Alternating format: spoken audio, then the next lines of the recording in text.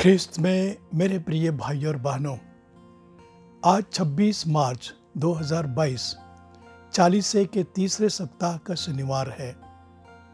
आज के दोनों पाठ हमें सिखलाते हैं कि प्रार्थना करते समय हमारी क्या प्रवृत्ति होनी चाहिए।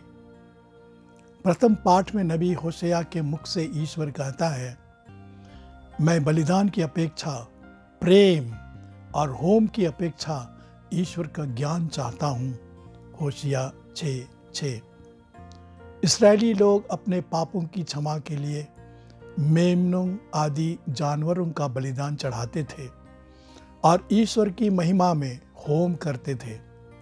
वे परंपरागत रीति रस्म पूरा करते थे, लेकिन उनके हृदय में ईश्वर के प्रति प्रेम का नितांत अभाव था। इसलिए प्रभु कहता है, तुम्हारा प्रेम भोर के कोहरे के समान है, ओस के समान जो शीघ्र ही लुप्त हो जाता है। वे ईश्वर से दूर भटक गए थे और नबी होशिया ने उन्हें वापस आने को प्रोत्साहित किया।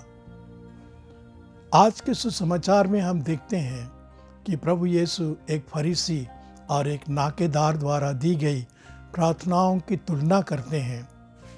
फरीसी तन कर खड़ा हो गया, मन ही मन प्रार्थना करते हुए कहता है, हे ईश्वर, मैं तुझे धन्यवाद देता हूँ कि मैं दूसरों की तरह लोभी, अन्यायी, व्यभिचारी नहीं हूँ और न इस नाकेदार की तरह ही मैं सप्ताह में 2 बार उपवास करता हूँ और अपनी सारी आय का 10वां अंश चुका देता हूँ। लूक 18:11-12। वास्तव में फरीसी अहंकार के वश में आकर ईश्वर के सामने अपनी प्रशंसा कर रहा था। दूसरी ओर नाकेदार नम्रतापूर्वक झुककर और अपनी छाती पीट पीट कर यह कह रहा था, हे ईश्वर, मुझ पापी पर दया कर। प्रभु यीशु कहते हैं कि वह नाकेदार पाप मुक्त हो गया, फरीसी नहीं। आगे प्रभु यीशु कहते हैं, जो अपने को बड़ा मानता है वह छोटा बनाया जाएगा, परंतु जो अपने को छोटा मानता है वह बड़ा बनाया जाएगा। लूक 18:14। प्रिय भाई और बहनों, हमें यह ज्ञान होना चाहिए कि ईश्वर ईश्वर है, वह सर्वोपरि है, वह हमारा सृष्टिकर्ता है, उसी के हाथों में हमारा जीवन है।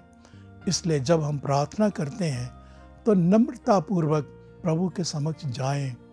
हमें यह भी ज्ञान होना चाहिए कि ईश्वर प्रेमी पिता है, उसके हृदय में हमारे प्रति प्रेम छलकता है। वह हमें अनंत प्रेम से प्रेम करता है। वह चाहता है कि हम उनके साथ प्रेम का संबंध बनाए रखें। सुसमाचार में हम देखते हैं कि प्रभु यीशु बराबर प्रार्थना करते रहते थे। उनकी प्रार्थना के 4 उद्देश्य थे। पहला, पिता के साथ आत्मीय संबंध को बनाए रखना। दूसरा, पिता की इच्छाओं को जानना। तीसरा, उन पवित्र इच्छाओं को पूरा करने के लिए शक्ति प्राप्त करना। और चौथा, अपने लिए और दूसरों के लिए निवेदन करना। संत यूहन्ना बपतिस्ता से बपतिस्मा ग्रहण करने के बाद प्रभु यीशु ने 40 दिन और 40 रात निर्जन प्रदेश में जाकर उपवास किया और विनती प्रार्थना की। अपने मिशन की तैयारी में उसने प्रेमी पिता की संगति में रहकर एक आज्ञाकारी पुत्र के समान उसकी इच्छा जानी। नम्र और दीन बनकर उससे कृपा और शक्ति मांगी और लोगों के लिए प्रार्थना की। ईश्वर की इच्छा अनुसार प्रेरितों को चुनने के पहले प्रभु यीशु ने रात भर प्रार्थना की। जब उसने अपने दुख भोग, मरण और पुनरुत्थान की भविष्यवाणी अपने प्रेरितों से की और उन्होंने विश्वास नहीं किया, तो वे सांत्वना और शक्ति पाने के लिए ताबोर के पहाड़ पर अपने पिता से मिलने को गए।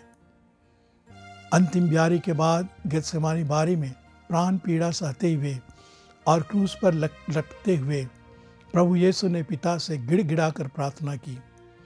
उनकी हर प्रार्थना में पिता के प्रति प्रेम, आत्मीयता, महिमा, विश्वास, आशा, आज्ञाकारिता, नम्रता और दीनता के मनोभाव झलकते हैं। प्रिय भाई और बहनों, चालीसे के अवसर पर हम प्रभु यीशु के मनोभावों को गहराई से आत्मसात करके अपने पापों की क्षमा मांगे। अहंकार को मन दिल से निकाल दें। हम अपने को छोटा बनाएं और ईश्वर बड़ा बनाएगा।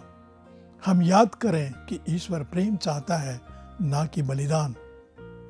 प्रभु यीशु ने हमें अपने क्रूस के बलिदान को प्रेम पूर्वक प्रार्थना की चरम सीमा के रूप में दिया है और आज्ञा दी है कि हम उसे ही दोहराएं। हम ईश्वर से निवेदन करें कि हम प्रभु यीशु के समान दीनता पूर्वक और प्रेम पूर्वक हम प्रार्थना करना सीखें। आमीन।